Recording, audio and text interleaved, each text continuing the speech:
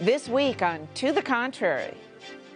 First, police killings of black men. We talk to performer and artist Debbie Allen on sparking an American conversation. Then, two women of color, both Democrats, on their historic race to replace outgoing California Senator Barbara Boxer.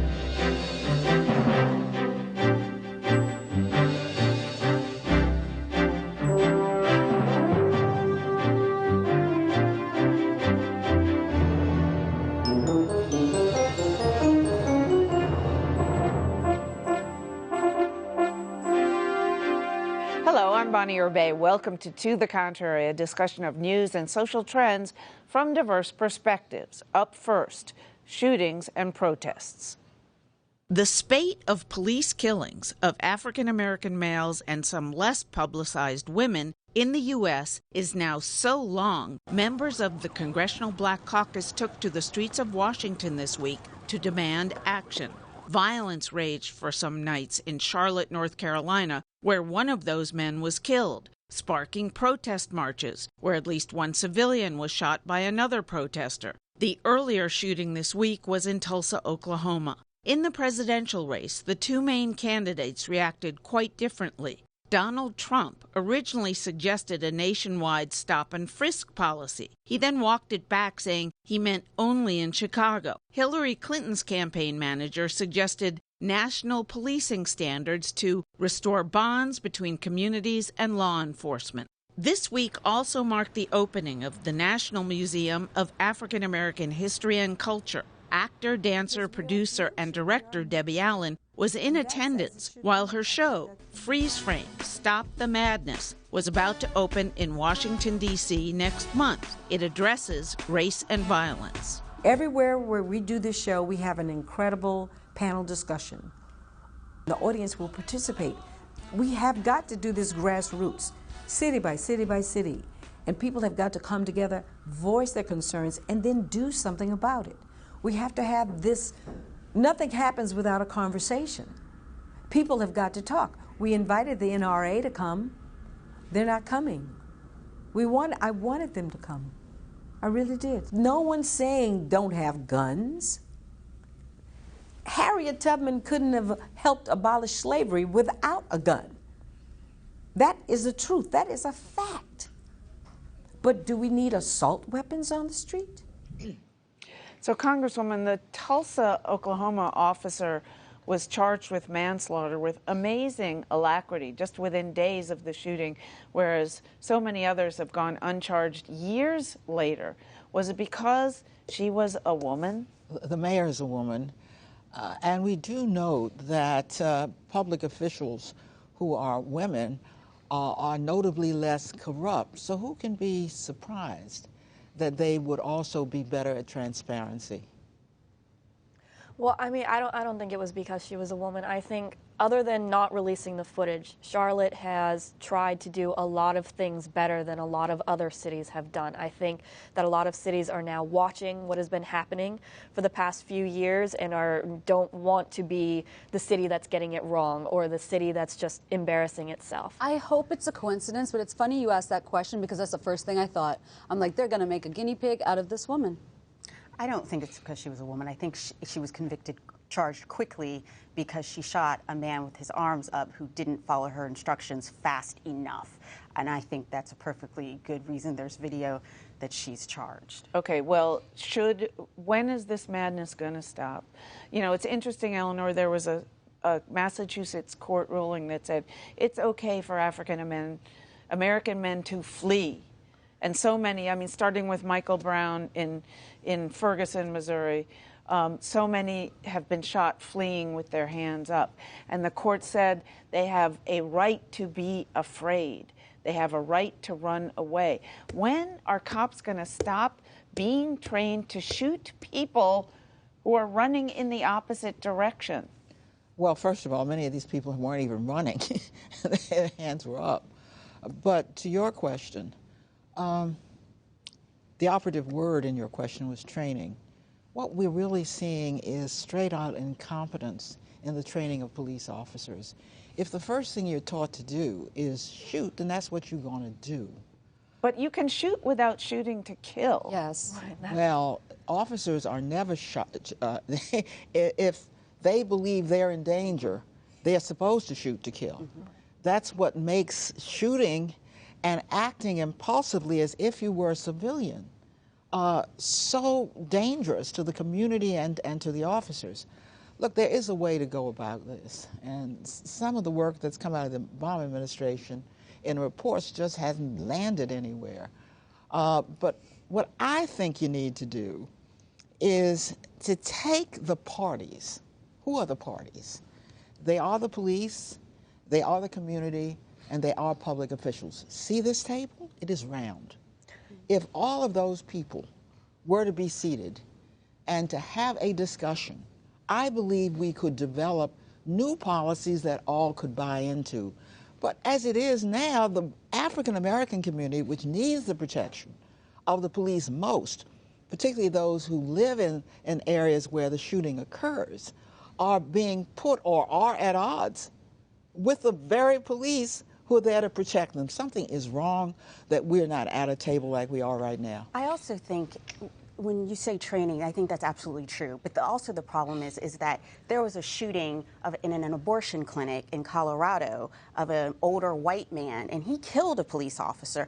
And yet those police officers were able to... But he was prosecuted, right? He was, but he at least got prosecution. He got to be innocent yes. and seen, by a jury of his peers. And so police officers are capable of de-escalating dangerous situations. They just don't seem to be able to do it well enough when it involves a black man. So I think you're absolutely right. There needs to be a conversation, and we have to have more people involved in the conversation about training, protocols, because clearly they are sometimes trained to know how to do this. They just don't seem to be able to do it often enough with black men. And I'm going to be really politically incorrect.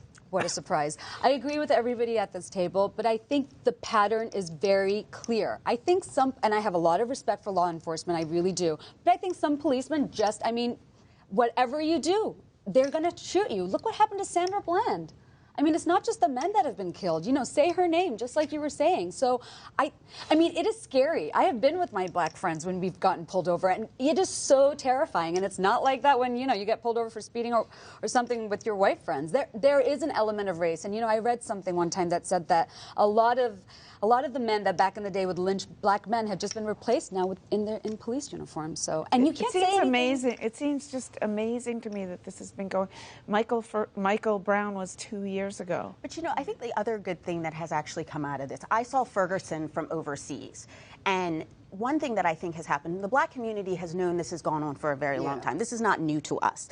But the fact that white America is now engaged, and white America is like, wait, someone died for selling loose cigarettes? Yeah. Like, what? Yeah. Like, this, it's sad that this has to happen. But as a country, we only solve problems when we solve them together. Your thoughts, Ashe, and then we'll move on. Absolutely. To everybody's point, and I want to go back to training, because the problem is that use of force training is actually very expensive. I think protocols could be a good first step. Obviously, coming to a table would be a very good first step. But there is a group, the Law Enforcement Legal Defense Fund, that does have a training simulator, a use of force, and I've gone through it, and it is very difficult, even when everything is fake and simulated. But it is a very expensive process, and so when you have police units that are small or in small towns or are large but don't have a lot of funding because they cover a wide area, it is difficult to train people, and that becomes a problem. So we really need to have to figure out how we're going to address that. All right, switching to the presidential campaign, who has the better answer? I mean, Donald Trump, is there anything he ever says that he doesn't walk back? I mean, stop and frisk, which is known to be racially charged and biased, for him to suggest it, what planet is he living on? This question? Listen, I think Donald Trump still has a lot to learn. Some basic things, and hopefully he's focusing on doing that between now and Monday and perhaps November. But this one was in his face. He is from New York. Stop and frisk, it was preeminently in New York. Yes. It was a New York judge that threw it out for being discriminatory. Well, he doesn't so how do did his he homework. miss that one? Right. He doesn't do his homework. Well, I mean, why does anybody think he- expect him to do his homework? Right. I'm not Major sure issue he's in New reading York. up on all of this stuff. But, I mean, I'm also not sure that the nationalizing standards that Hillary Clinton suggested would be that helpful. It sounds very good. It She's sounds not very for good. nationalizing standards. She's for putting out standards Yeah. that local jurisdiction can exactly. pick up. She's a constitutional lawyer. She knows you can't put standards on local police departments. But if there's no guidance whatsoever, don't blame it on the police. That's what public officials And are for. another thing I want to ask is, why are the Democrats getting this rap? Why is it sticking that they want to get rid of guns? Because I saw a few months ago, President Obama did a town hall, and he was asked the question by a gun owner, why do you want to destroy the Second Amendment? And he said, neither I nor Hillary want to destroy the Second Amendment. More guns have been sold during his presidency absolutely. than at any other time in American history. So it's not like he's trying to get rid of selling guns to lawful gun owners, which if I were Czarina, I would do that, but I'm not. All the Second Amendment people can be really happy that I'm not and never will be. But he's not for that, and she's not for that, and yet they're getting tagged with that. Why is that happening? They say that, but then they also say, let's look to Australia, which was not just a buyback program, but it was a confiscation problem. I haven't heard that come out of Hillary's You know why mouth. it's stuck? It's stuck because Donald Trump says it and the media keeps repeating it. What? But it's That's been why for it's years stuck. before. Come on, Donald no Trump. one in America wants That's to. obscuring what the Democrats are really for. If you're on the terror list, you should be able to buy a gun. Why isn't that bipartisan? Because where's the due process Background in checks. that? Oh, so terrorists should get guns? Just a moment. If you're on the terror list, you would get due process before you'd be deprived of your guns. They wouldn't say you're on the terror list and you don't have a gun. We do have due process. Which shooting would that have stopped? Sorry, they have found. What they about have San found, Bernardino? They have found many They people. weren't on the terrorist list at the time. They have found many people on the terrorist list right now who were able to buy guns. So this is not just an abstract matter. And here's another thing I'm asking you if you're for. Background checks. Why should, for example, if you live in the District of Columbia, why should you be able to go to Virginia and buy a gun out of the trunk of a car with no background check whatsoever? That's why we are inundated with guns, even though we have the toughest gun laws in the country. So, I mean, there are two things, it seems to me, that ought to be bipartisan, but they're not, because your party is afraid of the NRA. But also, why does a grown woman, have to wait 72 hours to think about her abortion and do whatnot? It's harder to get an abortion than it is to buy a gun and go shoot people. No, it's not. Here's the thing. No, it's not. I think part of the problem is that they get tagged with 7-day this. waiting periods, things like that. Actually, no, you can go to let gun her shows. finish. No, but I think part of the reason is that there's a laziness. There's a philosophical laziness on both sides that Republicans become. It's all like no background checks, no nothing.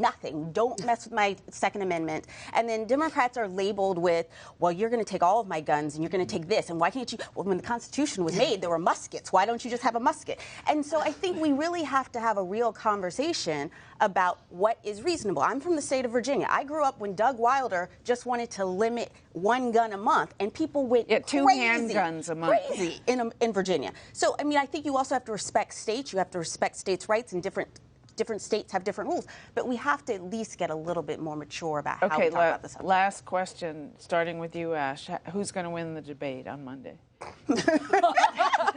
Well, I think they're both going to... This is going to be the really dumb answer. Both win and both lose. There's a very low bar for Trump, and so he just has to pass that. Hillary is going to have a much higher bar, but I think when it comes to policy, Hillary is going to be able to speak policy, whereas Trump's going to say things like stop and frisk and then have to walk it back the next day. I tell you, I don't want a president who's been judged on the curve, but that's exactly what's going to happen to Hillary. I think Trump might win it, only for this reason. There's like 100 million people that are tuning in, and I think he's going to have a lot of zingers. Yeah. And I think, unfortunately, that's where we've come as a country, that it's who gets the best zingers, and I think Donald Trump will beat her own zingers. It's soundbite nation, and you know, I'm already looking at Bermuda. You know, I've got one foot out. I'm a Muslim. I'm gonna run. All right, let us know what you think. Please follow me on Twitter at Bonnier Bay. There's an historic Senate race taking place in California this political season. Not only are two Democrats competing against each other, that due to California's open primary system, but they're both women of color, a political first. Behind the headlines, we introduce you to California's Attorney General Kamala Harris and Loretta Sanchez, a congresswoman from Orange County. California's no stranger to female senators. Both the state senators are women, Barbara Boxer and Dianne Feinstein, and have been for more than 2 decades. Boxer's decision to step down opens up the first Senate seat from that state in a long time. Perhaps due to that, neither candidate wanted to make much of the fact they are women or women of color running against each other. When I first was elected DA of San Francisco, when I was the first elected Attorney General of California, reporters would come up to me with this very original question, and they'd put a microphone in front of me and they'd say, "So, what's it like to be the first woman, fill in the blank?" And, you know, first thing I'd look at them and I'd say, well, I don't really know how to answer that question. I ran because I believed I was the best person to do the job. And that's why I'm running for United States Senate, regardless of who my opponent is. It's the first time under the new system that we have in California that 2 Democrats move forward to the general election. And of course, the first U.S. Senate seat we've had open in 24 years. And it happens to be 2 women, one from the San Francisco area, who it happens to be half African American, and one from the South, me, who happens to be Hispanic. So, you know, we have an election in November. Attorney General Harris is more progressive than Representative Sanchez, and Harris has the California Democratic Party's support, a big advantage and one that has helped her run consistently about 16 points ahead of Sanchez in the polls and even further ahead in the primary. Neither candidate is a big believer in polls. I have a very conflicted relationship with polls. When I first ran for district attorney in San Francisco, I started out at 6 points in the polls, which, if folks don't know what that means, that's 6 out of 100. No one thought I could win.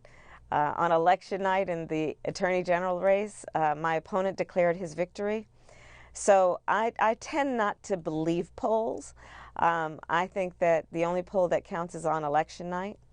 You know, there's an old saying that you either run without an opponent or you run scared. I am a student of that school of thought, so I am running scared until November 8th. What is happening is that in the primary that we just had, about 30% of the voters show up. Those are the party faithful, more left of the left in the case of Democrats, in the case of Republicans, the more conservative ones. So she's from San Francisco, that's what we consider the left of the left, so her people tend to show up that would vote for her. And in the Southland, it's June. We're on vacation, we're at the beaches, we're waiting for our kids to get out of school, so we're not paying attention. But then in a November presidential campaign, about 80% of the voters show up. 2/3 of them are from Los Angeles and South, and a majority of them, a lot of them, those additional voters will be Latino. So the demographics play out in November to my favor versus what happened in the primary. I asked each candidate what her main focus will be in the campaign. Moral imperative of our time is to get the comprehensive immigration reform bill done. We've been working on infrastructure, water, which is so important to California. I mean, when she went before the editorial boards, they asked her, what's your plan for water? And she goes, conservation. Well, excuse me, I'm from the South, you know, we'll stop taking showers for a while, but that's not a policy for the future.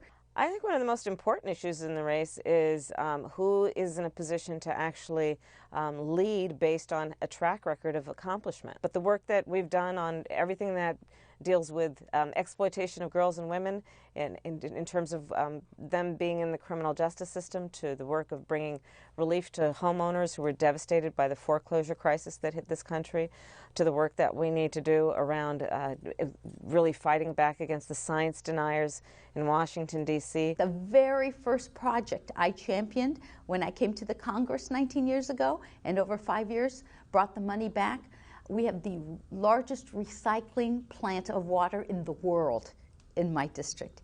In fact, 90% of the water the people I represent use is completely recycled. We can do that up and down California. We need to build infrastructure. We need to have policies about areas that have water that can move water to where we need them. What we're seeing with El Nino and climate change is that when water does come, it comes down very rapidly. And because we haven't built any infrastructure over the last 40 years to capture that water, it all goes out to the oceans. We need strong leadership that recognizes climate change is real, and there is work that we can do to mitigate its harm. There is the work that we need to do to reform the criminal justice system. I've long worked on that. In fact, I wrote a book back in 2008 called Smart on Crime. Both candidates believe Donald Trump's presidential candidacy at the top of the Republican ticket will be a big boost for them.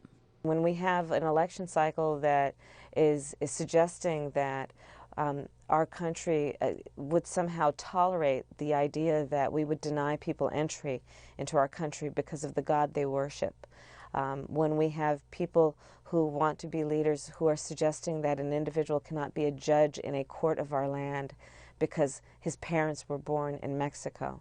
We know that the challenges are really great right now, and it requires those of us who are prepared to and have a track record of fighting for our ideals to stand up and say that's not who our country is. And we want leadership that reflects the best of who we are, not the worst of who we are. It actually helps me because immigrant communities are with me. The Vietnamese American community is completely with me. The Korean American community, the Chinese American community, a lot of the Indo-American community, the Romanian American. It's just amazing to see the communities that are with us. And of course, the Hispanics. In California, when you talk about Hispanics, there's a lot of Central Americans, but got to be 80% Mexican American. And after the comments that Trump made against Mexicans and Hispanics, I think that you're going to see a big swell of people come to vote against him and hopefully vote Loretta Sanchez for Senate. So the demographics are such that 33% of California voters are Hispanic and 13% are African American. There's this north-south split going on that sounds to me like we're going back to the Civil War almost. The two parts of the state are so different and divided. And yet Kamala Harris has the San Francisco, statewide, but based in San Francisco, California Democratic Party machine behind her. Who's going to win? I couldn't predict that. I'm not really a betting person, but I think what's going to be really fascinating about this race is the Democratic Party of California is going to have this really interesting case study where they have two candidates running. They're going to be able to see, okay, how much of the African-American vote does Sanchez get? How much of the Hispanic vote does Harris get? What part of each of their approaches earned those votes? And going to really be able to look going forward, what do we need to say, even though, I mean, California is kind of already Democrat. But at least in local races, they'll be say what works on each community and without, really having to worry about a Republican. As a matter of fact, it's really some of the indications already in. It's very interesting that Sanchez, this is my very good friend and colleague, running on the Hispanic vote, and yet Hispanics in larger numbers are voting for Kamala. So the most important thing about this race is, to me, that two women of color are running against each other and running respectably and well. Take note, men, on how you ought to do it. Should there have been the California's open primary? You just vote down ticket. Doesn't matter what party you're in or who you vote for, and we end up with two Democrats. Is that fair?